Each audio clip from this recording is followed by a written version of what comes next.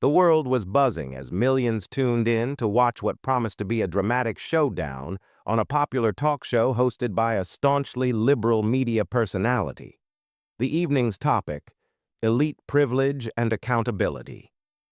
The special guest: Barron Trump, son of former President Donald Trump, making one of his rare public appearances. Seated across from him was Emily, a college student who claimed she had been harassed by Barron during a prestigious charity gala 6 months ago. The host, a seasoned interviewer known for her sharp questioning, opened the show with an air of solemnity. "Tonight," she said, "we hold a powerful figure accountable. Emily has a story the world needs to hear." The spotlight turned to Emily, who recounted her alleged encounter with Barron. Her voice trembled, but her accusations were pointed. She described him as using his influence to intimidate her, asserting that he behaved inappropriately and disregarded her personal space. The host leaned in, her voice cutting. "Barron, this is a serious allegation. How do you respond to Emily's claims?" Barron, sitting tall and composed, let the question hang in the air. Then, with a calm yet firm tone, he began. "I understand the weight of her words, but the truth deserves to be heard as well. I came here tonight to set the record straight."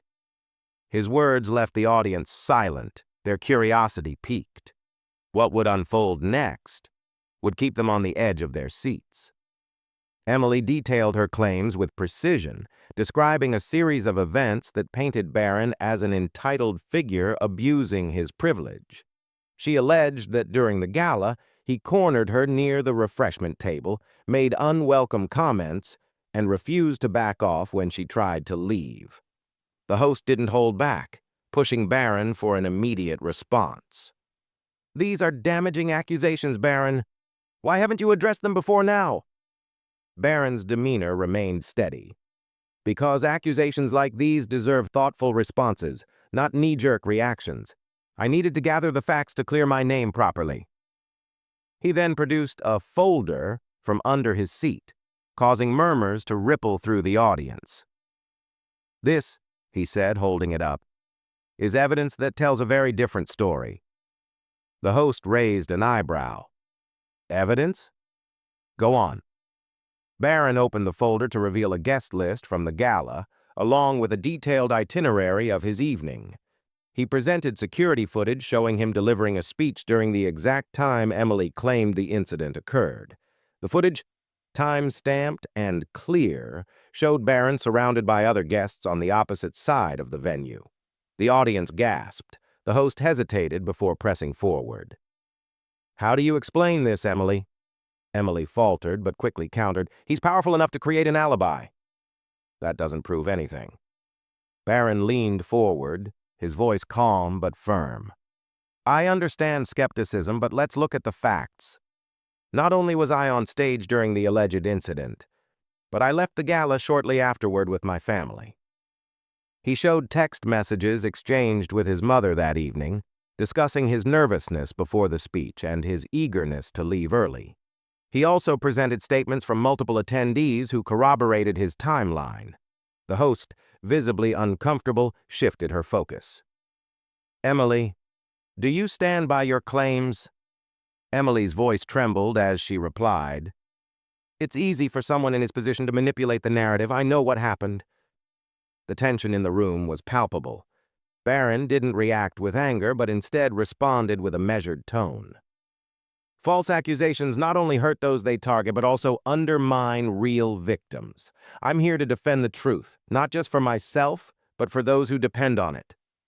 His words resonated with parts of the audience, and the divide in public opinion became evident. The host attempted to regain control, questioning Barron's motivations for addressing the issue publicly rather than through legal channels. "Because this isn't just about me," Barron replied. "It's about accountability and the dangerous precedent false claims can set." Just when the show seemed to be reaching its climax, Barron dropped a bombshell. He revealed an envelope containing emails and text messages between Emily and a tabloid journalist. These emails, Barron explained, show a coordinated effort to fabricate this story for profit and attention. He read aloud from the emails. If I sell this story, they'll pay big. All I have to do is make it convincing. The audience gasped as the host demanded clarification from Emily. Her face turned pale as she stammered. I was pressured. They said it would help expose corruption. Barron didn't let up. This isn't about politics or personal vendettas. It's about truth. Accusations like these harm everyone, real victims, falsely accused individuals, and the integrity of public discourse. The host attempted to steer the narrative, claiming the situation highlighted the need for better systems of accountability. But Barron wasn't finished. He turned to Emily directly. I don't hate you for this, but I do hope you understand the harm caused by spreading falsehoods. Let's use this moment to create something positive, to highlight the importance of evidence and fairness. As the dust began to settle, Emily offered a tearful apology, admitting that she had been coerced by external forces to fabricate the story. The host, visibly shaken, acknowledged Barron's poise throughout the ordeal. Barron's closing words were powerful and heartfelt. We live in a world obsessed with tearing others down. But if we focus on building each other up, with truth and accountability, we can create a better future for everyone. The audience erupted into applause. Even those who had initially doubted Barron were moved by his composure and integrity. The episode became a cultural phenomenon, sparking debates about media responsibility, the weaponization of allegations, and the importance of due process. Barron's name trended worldwide, not as a controversial figure but as a symbol of resilience in the face of adversity. In the days that followed, Barron received praise for his handling of the situation, with many calling him a role model for younger generations. Emily, meanwhile, pledged to use her experience to advocate for truth and accountability, determined to make amends. The story of Barron Trump's televised defense became one of the most talked-about moments of the year, serving as a powerful reminder of the importance of truth, evidence, and fairness. For Barron, it wasn't about winning or losing. It was about standing up for himself and setting an example for others.